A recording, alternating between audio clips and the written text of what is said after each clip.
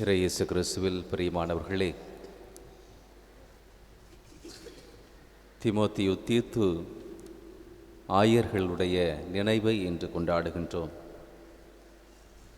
அன்புக்குரியவர்களே, இன்றைய வார்த்தை வழிபாட்டின் வழியாக இயேசுனுடைய தாய் யார், சகோதரர் யார், சகோதரிகள் யார் என்பதை முழுமையாக உணர்ந்து கொள்ள, புரிந்து கொள்ள நாம் ஒவ்வொருவரும் அழைக்கப்பட்டிருக்கிறோம். ஆண்டவர் இயேசு கிறிஸ்துவை பற்றி இப்படியாக அவருடைய தாயாருக்கு ஒரு செய்தி கொடுக்கப்படுகின்றது. அவர் மதி இழந்து செயல்படுகின்றார், அவர் பித்து பிடித்தவர் போல் பேசி கொண்டிருக்கிறார் என்று சொல்லி, வாருங்கள் நாம் சென்று இயேசுவை கட்டி இழுத்து வரலாம் என்று சொல்லி இயேசுனுடைய உறவினர்கள் இயேசுவின் அன்னை கன்னி மரியாளை அழைத்து கொண்டு இயேசுவை காண செல்லுகின்றார்கள். இந்த நிகழ்வினுடைய பின்னணி இதுவாக இருக்கின்றது. இயேசு நற்செய்தியை பற்றி பறைசாற்றி கொண்டிருக்க பொழுது இயேசுடைய சீடர்கள், இதோ பாரும், உம்முடைய தாயும் சகோதரரும் சகோதரிகளும் இங்கே வந்திருக்கிறார்கள் என்று சொல்லி இயேசுவை வெளியே அழைத்த பொழுது இயேசு கூறிய மறுமொழிகளைத்தான் இன்றைய நற்செய்தியிலே நாம் வாசிக்க கேட்டோம். யார் என்னுடைய தாய், யார் என்னுடைய சகோதரர், யார் என்னுடைய உறவினர்கள் என்று சொல்லி, இதோ என் தாயும் சகோதரரும் சகோதரிகளும் இவர்களே, கடவுளின் திருவுளத்தை நிறைவேற்றுபவரே என்னுடைய உண்மையான தாய், என்னுடைய சகோதர சகோதரி என்று சொல்லி இயேசு ஆண்டவர் தன்னுடைய இதய ஆவலை, இதய விருப்பத்தை மிக அழகாக வெளிப்படுத்துவதை இன்றைய நற்செய்தியிலே நாம் வாசிக்க கேட்டோம். அன்புக்குரியவர்களை, உண்மையில் சிந்தித்து பார்த்தோம் என்று சொன்னால், இந்த நற்செய்தி பகுதியை வாசிக்கும் பொழுது பலர் பல்வேறு விதமாக பொருள் புரிந்து விளக்குவதை நாம் பார்க்கின்றோம். இயேசு ஆண்டவர் தன்னுடைய அன்னையை, தாயை மதிக்கவில்லை அல்லது அவருடைய அன்பை புரிந்து கொள்ளவில்லை என்று சொல்லி பலவாறு பேசுவதை நாம் கேள்விப்பட்டிருக்கிறோம். ஆனால் உண்மையில் இயேசு ஆண்டவர் கூறுவது என்ன?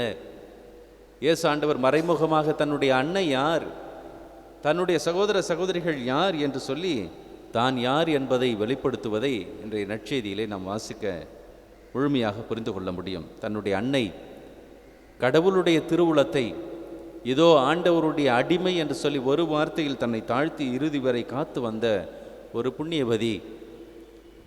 அன்னை மரியாள் எலிசபெத்தை சந்திக்கும் பொழுது எலிசபெத்து சொன்ன வார்த்தைகள், கடவுள் உரைத்ததை நம்பிய நீ பேறு பெற்றவர் என்று சொல்லி அன்னை மரியாளை பற்றி மிக பெருமையாக எலிசபெத்து பேசுகின்றார். உண்மையில் ஆண்டவர் இயேசு கிறிஸ்து அந்த மாபெரும் உண்மையைத்தான் இங்கு நமக்கு சொல்லிக் கொடுக்கின்றார். கன்னி மரியாள் கடவுளுடைய திருவுளத்தை நிறைவேற்றுவதை தன்னுடைய விருப்பமாக கொண்டிருந்தார். இயேசுனுடைய வாழ்க்கையிலும் நாம் பார்க்கின்றோம். இயேசு அந்த சமாரிய பெண்ணுடன் உரையாடி கொண்டிருந்த அந்த உரையாடலின் பொழுது சீடர்கள் இயேசுவை உணவு அருந்த வாரும் என்று சொல்லி அழைத்த பொழுது இயேசு ஆண்டவர் சொல்லுகின்றார், என் தந்தையின் திருவுளத்தை நிறைவேற்றுவதே எனக்கான உணவு என்று சொல்லுகின்றார். அப்பொழுது அவர்கள் யாராவது அவருக்கு உணவு கொடுத்திருப்பார்கள் என்று சொல்லி சிந்திப்பதை நாம் பார்க்கின்றோம். அன்புக்குரியவர்களே, உண்மையில் இயேசு ஆண்டவர் நமக்கு கொடுக்கின்ற அழைப்பு, யாரெல்லாம் கடவுளுடைய விருப்பத்தை, யாரெல்லாம் கடவுளுடைய திருவுளத்தை நிறைவேற்றுகின்றார்களோ அவர்கள் இந்த கன்னி மரியாளுக்கு கிடைத்த பேற்றை, கன்னி மரியாளுக்கு இறைவன் கொடுத்த அந்த கொடையை அவர்களுக்கும் கொடுக்கின்றார் என்ற உண்மையை இயேசு ஆண்டவர் நமக்கு சொல்லிக் கொடுக்கின்றார். திருமுழுக்கு யோவானை பற்றி பேசும்பொழுது ஆண்டவர் இப்படி சொல்லுகின்றார், பெண்களில் பிறந்தவர்களில் திருமுழுக்கு யோவானை விட மிகப்பெரியவர்கள் யாரும் இல்லை. ஆனாலும் விண்ணரசில் மிக கடையவரும் கூட, விண்ணரசில் மிக கடைசியாக இருக்கக்கூடிய ஒரு நபரும் கூட இந்த திருமுழுக்கு யோவானை விட மிகப்பெரியவர் என்று சொல்லுகின்றார். அன்புக்குரியவர்களே, தந்தையின் திருவுளம், கடவுளின் திருவுளத்தை நிறைவேற்றுகின்றவர்கள் கடவுளுடைய பிள்ளைகளாக இருக்கின்றார்கள். கடவுளுடைய விருப்பத்தை அறிந்து செயல்படுகின்றவர்கள் கடவுளுடைய சகோதரனும் சகோதரியுமாக இருக்கின்றார்கள் என்ற மகத்தான உண்மையை இயேசு ஆண்டவர் இன்று நமக்கு கற்றுக் கொடுக்கின்றார். இன்றைக்கு நாம் நம்முடைய வாழ்க்கையை சற்று சிந்தித்து பார்ப்போம். எது என்னுடைய விருப்பமாக இருக்கின்றது?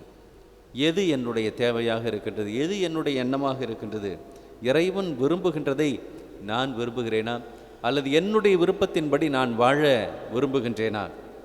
இந்த முதல் வாசகத்தில் நாம் வாசிக்க கேட்டோம், தாவீது ஒரு மிகப்பெரிய அரசனாக, மிகப்பெரிய ஒரு சர்வ சக்தி படைத்த ஒரு மாபெரும் அரசனாக இருந்த பொழுதும் கூட கடவுளுடைய பேழைக்கு முன்பால் தான் ஒன்றும் இல்லாதவன் என்பதை உணர்ந்து நடனம் ஆடி ஆண்டவருடைய பேழையை எருசலேமுக்குள்ளாக அழைத்து செல்வதை நாம் பார்க்கின்றோம். கடவுளுக்கு முன்னால் நான் ஒன்றுமில்லை, கடவுளின் முன்னிலையில் நான் ஒன்றுமில்லை என்ற மனநிலை கடவுளுடைய அருளையும் ஆசிரையும் இரக்கத்தையும் நமக்கு பெற்றுக் கொடுக்கின்றது. இயேசு ஆண்டவர் சொல்லுகின்றார், என்னை விட்டு பிரிந்து உங்களால் ஒன்றும் செய்ய இயலாது.